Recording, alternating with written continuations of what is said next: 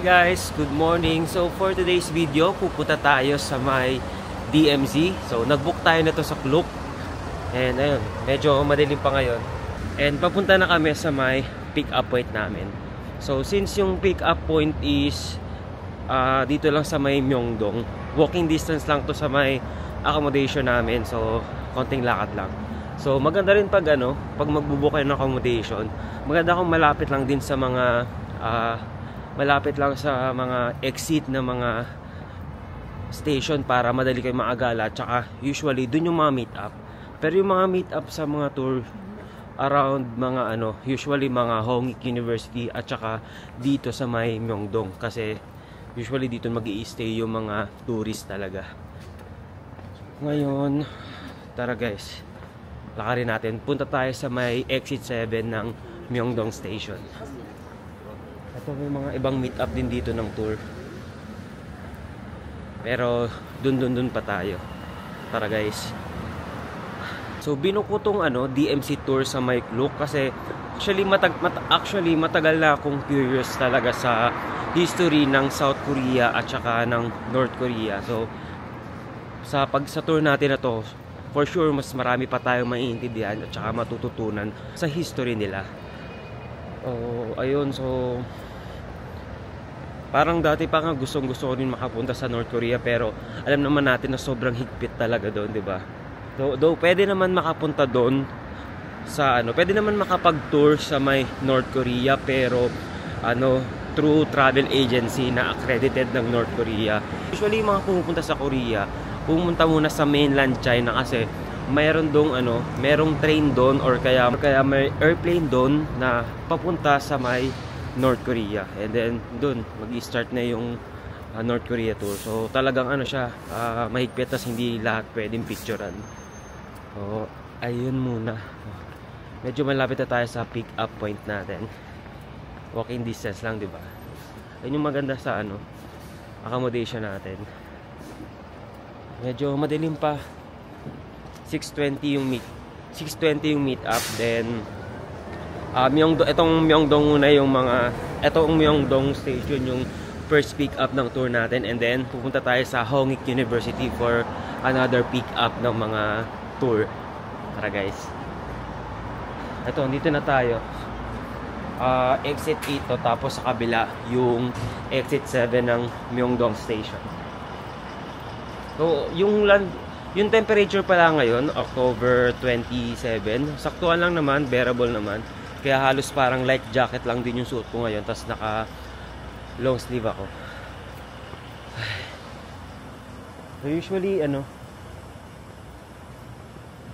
So usually malamig pag umaga hanggang gabi, hanggang umaga, and then pag mga magtatanghali naman hanggang hapon, medyo mainit, kaya parang summer din talaga. Ayan. Andito na tayo sa may Myeongdong Station Underground Shopping Center, exit 7.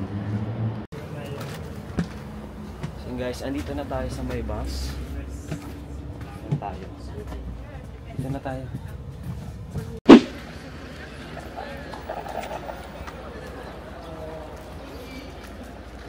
So guys, andito na tayo sa may DMZ. Ito, first stop pa lang tayo dito sa may area. Tara. After less than an hour, andito na tayo sa Korean Peninsula Ecological Peace Tourism Information Center. Ito guys. So dito na rin banda yung may DMZ Live. Hindi ko alam kung papalipat-lipat tayo or within the area lang tayo, pero let's see mamaya pag nag-start na yung tour natin. May mga kainan din dito kung gusto nyong mag-break muna habang nagtutour.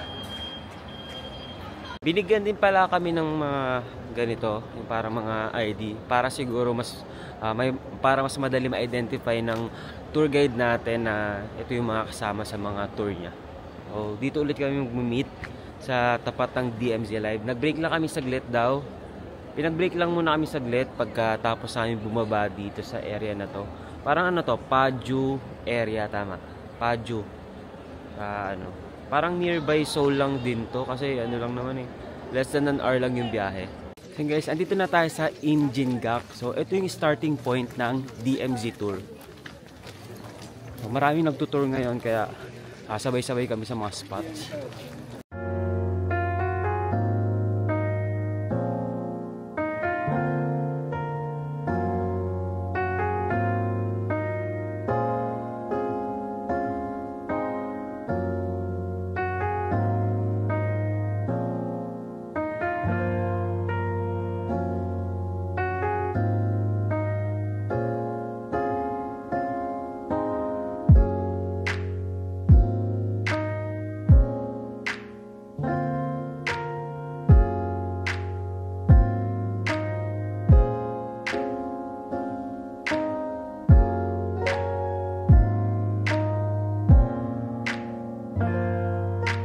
So yun guys, katatapos lang i-explain ng tour guide namin yung mga pinuntahan namin dito sa Imjingak.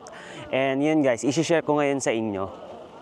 Tara guys, puntahan muna natin dito yung isang part ng memorial. So guys, andito tayo sa may first stop na pinuntahan namin kanina. Ito yung tinatawag nilang memorial. Every New Year kasi pupunta sila dito. Nagbibigay sila ng respect sa mga mas older na mga kamag-anak nila. So nagsusuot sila ng hanbok, and then usually nagbabaw sila, 'di ba? Ganun sila magbigay ng respect sa mga matatandang kamag-anak nila. Pero nga dahil wala silang kamag-anak dito, dahil nga nasa North Korea, dito na lang sila nagbabaw. Tapos ang next stop naman, punta tayo sa next stop. So pagkatapos sila pumunta dito sa may memorial dun sa kabila, pumunta naman sila dito para kantahin yung may kinakanta silang song na about family, na parang yung lyrics doon sobrang deep. Nung kaninang ine-explain ng tour guide namin, parang naiiyak pa ako kasi 'di ba, yung mga kamag-anak kasi nila hindi nila nakikita dahil nga nasa North Korea. So talagang yung longing na makita nila at umaasa talaga sila sa Korea, parang Korean unification. Kasi ayun yung isa sa best way para makita ulit nila yung family nila doon sa North Korea. So kumakanta sila doon na parang may lyrics nga na ang sinasabi parang mother, father, ganyan, parang I miss you, yun. Hindi ko matandaan yung ibang part ng lyrics kasi naka-Korean version siya. So, pwedeng i-click dito yung song, tapos maririnig yung kanta. Etong sa background, di ko lang alam kung naririnig nyo, pero ito yung nagpe-play ngayon.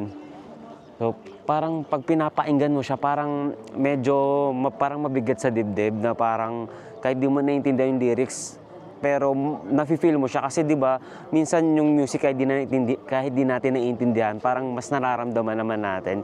Parang ganoon siya. So grabe yung history. So hanggang ngayon guys, hanggang ngayon umaasa pa rin sila talaga sa na magkakaayos yung North tsaka South Korea, kasi ayun talaga yung pinaka best way para makita nila yung family nila sa North Korea. And also pala, habang papunta tayo sa next spot natin, nagkaroon sila ng chance, parang binigyan sila ng chance kung gusto nilang bumalik sa North Korea or mag-stay dito sa South Korea. So may mga nagsabi ng yes, oo, babalik sila, so bumalik sila. And meron naman yung iba, nag-stay na talaga dito sa South Korea. Yung mga bumalik sa North Korea, sobrang saya nila na parang ang sabi nila pagkatawid nila ng bridge is parang, yes, I'm free, parang ganun, may mga ganun ganap pa daw. Tapos, yung mga nag-stay dito sa South Korea is medyo sad part, kasi kaya nila mas piniling mag-stay dito kasi kung babalik sila dun sa North Korea, nila, parang saan sila pupunta doon? Saan yung mga kamag-anak nila doon? Hindi nila alam guys. So hindi nila alam kung may uuwian pa ba sila doon, kung buhay pa ba yung family nila doon sa kabilang part. Tapos, ito yung bridge na yun. Papakita ko sa inyo yung bridge. Medyo marami lang tao ngayon, pero tara, puntahan natin.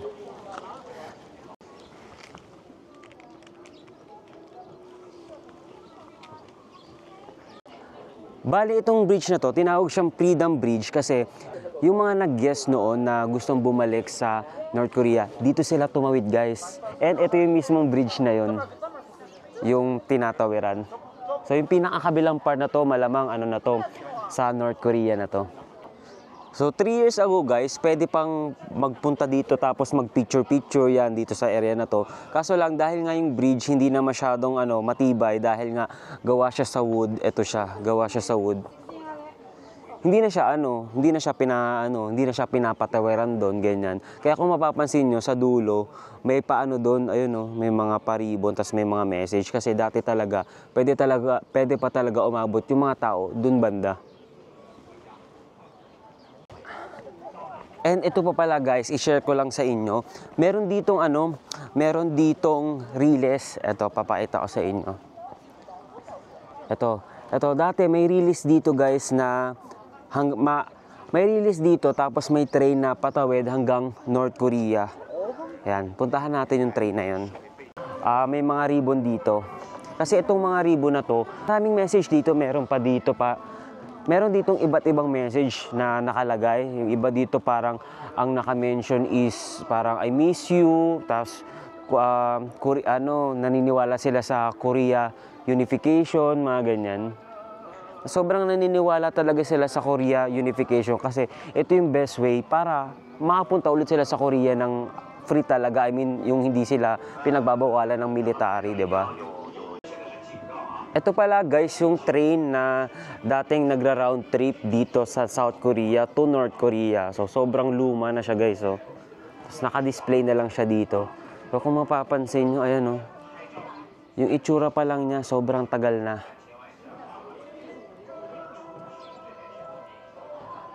So parang naka-preserve lang siya dito.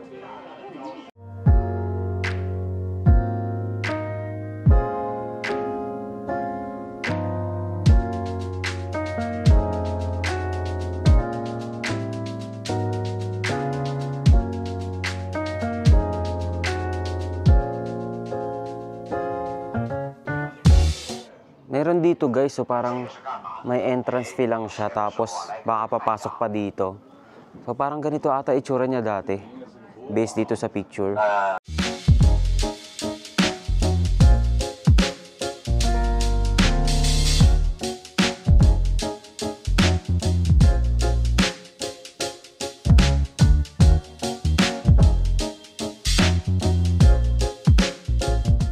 May bilihan din pala dito ng mga souvenir kung gusto niyo bumili.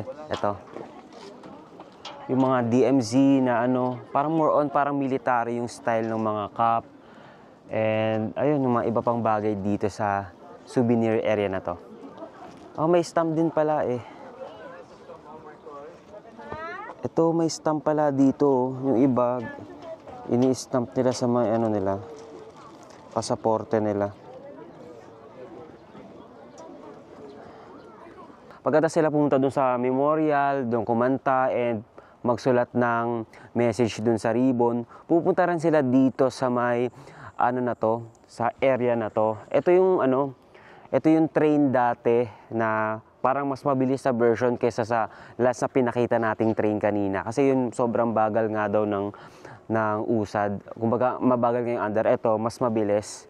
Tapos, lagi nila itong binabasa pag nandito sila. Itong nakalagay is, let the iron horse run again. Ito guys.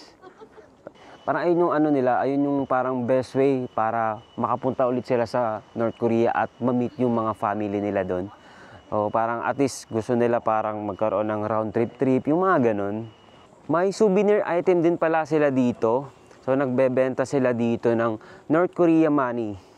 Nagbebenta sila dito ng mga old and new Korean money dito sa loob ng store na to. Bawal lang kasi mag-picture sa loob or mag-video. Pero yun, iba-iba yung prices, depende sa halaga ng bibilhin nyo. Check nyo lang dito kung gusto nyo ng ganong souvenir. Pero ako hindi ako bumili kasi wala lang, hindi lang ako bumili.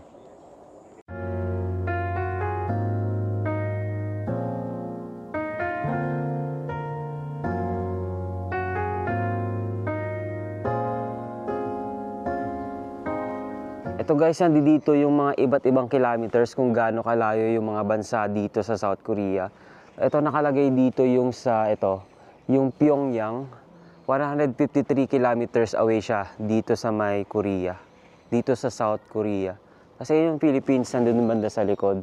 2,654 kilometers away siya.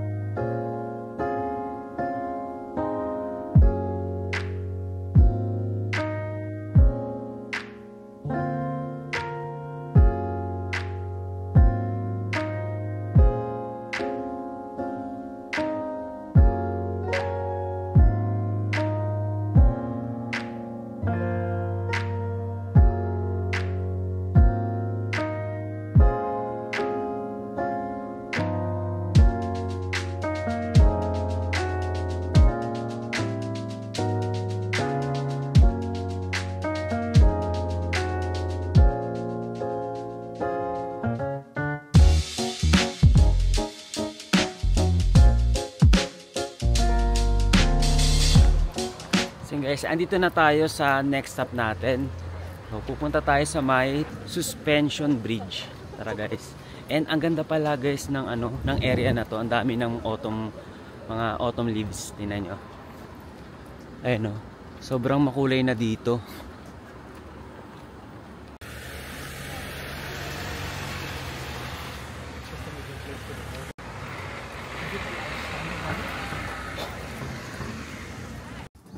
Ito guys, paakyat tayo. Bale, aakyat pa daw mga 4 to 7 minutes papunta dun sa may suspension bridge. Tapos balikan lang naman daw.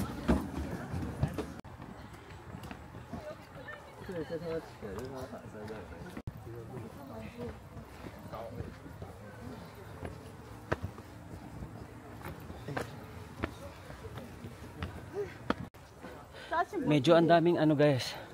Ang daming paakyat.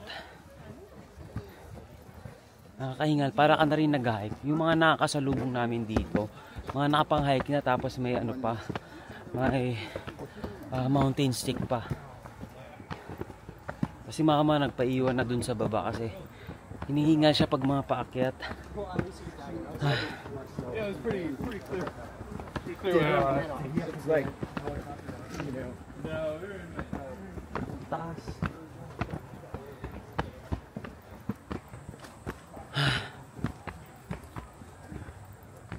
Guys, andito na tayo banda sa may start ng suspension bridge. Tara, tawid na tayo.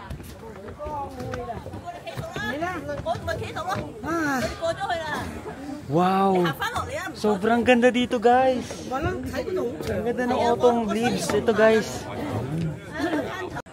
Guys, tingnan nyo, sobrang ganda ng autumn leaves dito. Kasi parang nasa bundok na area na tong suspension bridge.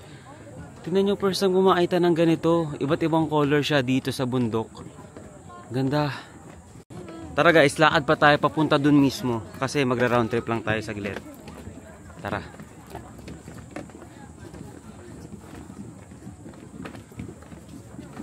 Medyo challenging lang guys kung magpipicture kayo dito sa suspension bridge. Kasi maliban sa mauga siya, ang dami yung mga kasabayan. So, maraming tao sa likod. Medyo natatakot ako na uga. Teka lang. Wow, ganda. Wow. Dito tayo. Lahat pa tayo dun.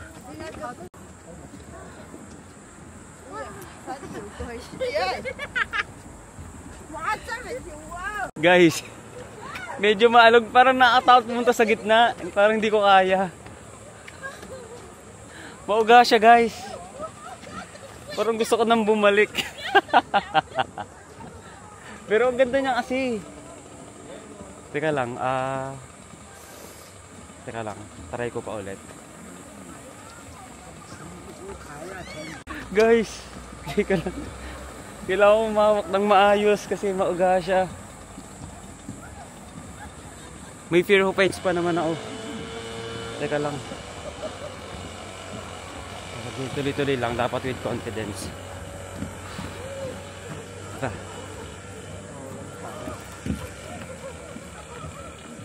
Hey guys, dire-diretsong lakad lang. Nangangalahati na tayo. Ito na guys. Wow, sobrang ganda dito. Ito guys yung nasa unahan natin.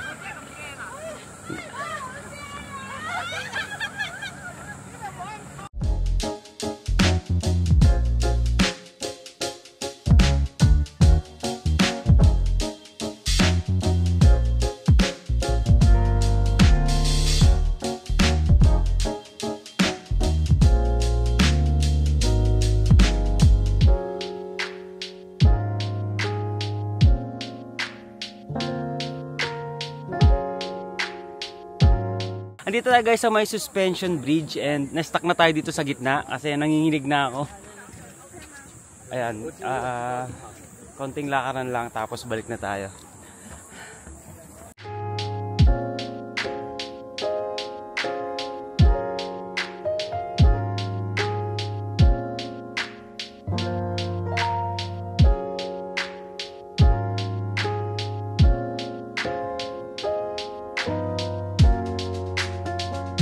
Pabalik na tayo. And mas ramdam mo yung uga pag nasa gitna ang part ka ng suspension bridge. Ang hirap gumalaw, tapos yung nasa ilalim ng suspension bridge, yung main road. Let's go.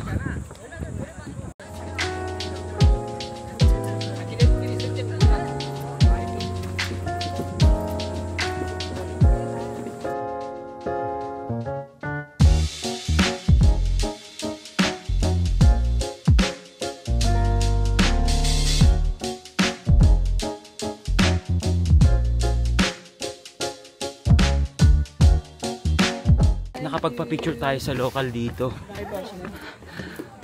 Kasi hindi ko nakasama si mama dito sa taas kasi masyado na tong mataas.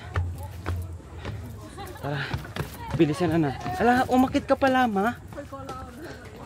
Sabi ko sa'yo kahit wag ka na umakit.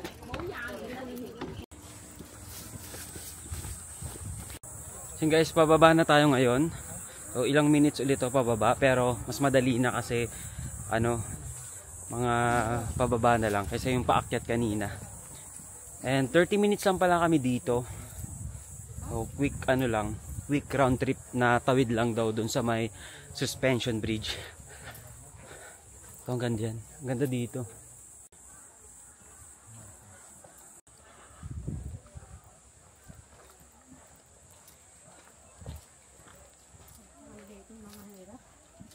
So andito na ulit tayo guys sa may baba, and then hintay lang natin yung bus natin and then punta na tayo sa next destination natin.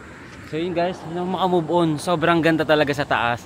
And pagkababa namin dito, ang ganda din ng mga color dito ng autumn leaves. Tignan nyo guys, iba-iba na talaga.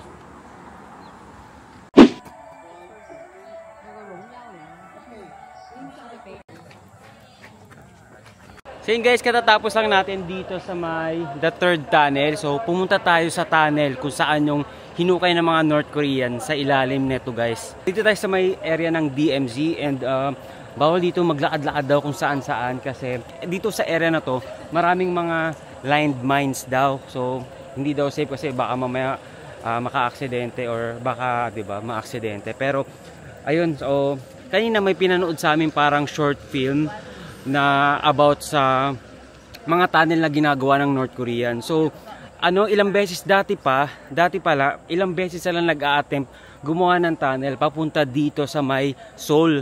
Nalaman nila yon kasi may isang North Korean na nakatakas galing sa North, and itong taong to is military pala. So, alam niya yung mga military secrets. So, pagkapunta niya dito sa South Korea, siya yung nagsabi sa mga sa mga dito sa mga taga South Korea na may mga tunnel nga na ginagawa, and apat na tunnel kanina yung pinakita dun sa video, pero suspect nila na baka marami pa silang mga ginawa na hindi pa na-discover. Kaya lagi talaga daw nilang chine-check yung around the area ng DMZ for safety.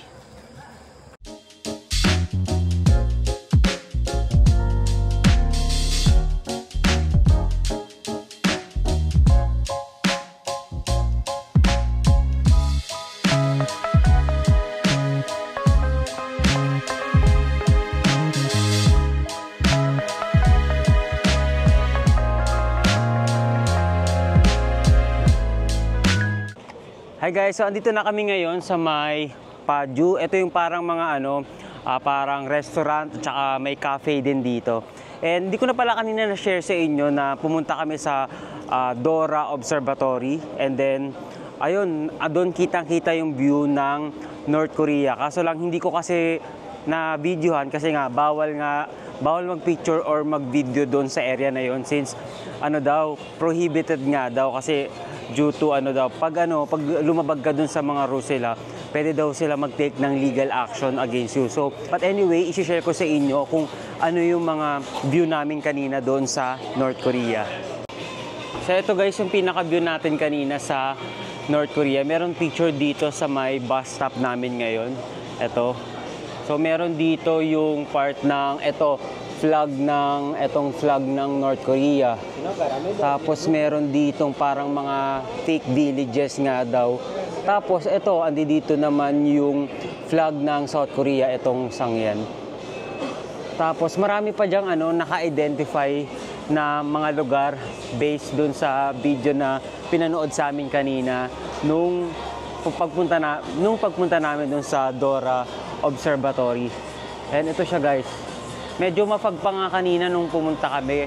Pero okay lang, at least nakita pa rin natin yung North Korea. So ngayon guys, I think pabalik na kami. Katatapos lang namin magkape at saka bumili ng tinapay dito sa may cafe. Tara guys. So yun guys, andito na kami ni Mama sa loob ng bus.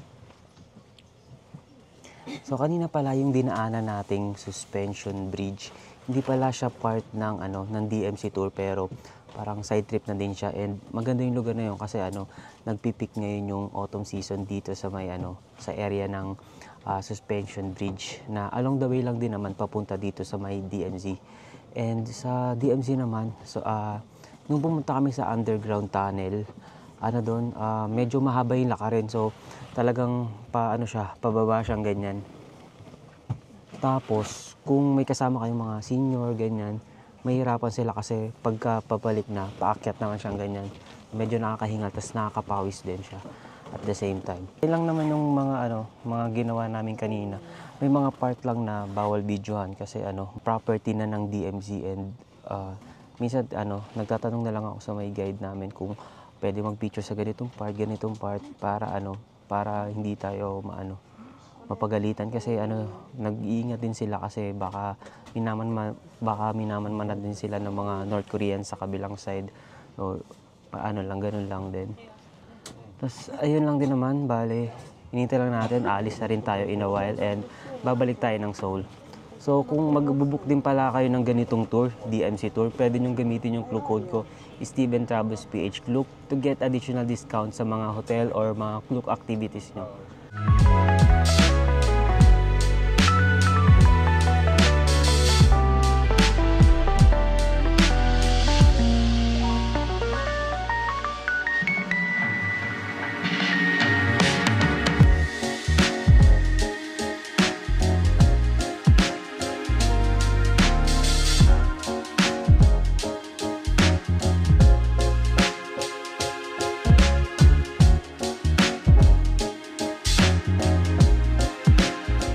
So guys, nakabalik na pala tayo dito sa may Myeongdong, dito sa accommodation natin.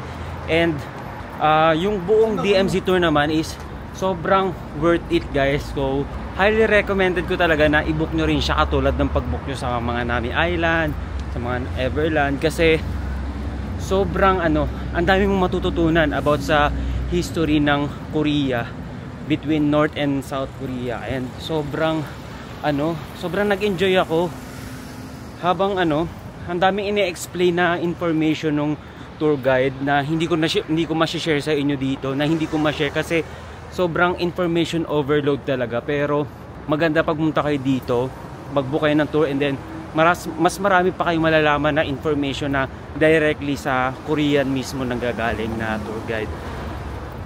And also overall nag-enjoy naman tayo, and yung tour guide natin tinatry niya yung best niya. Yung tour guide natin si Roy, parang English name niya lang.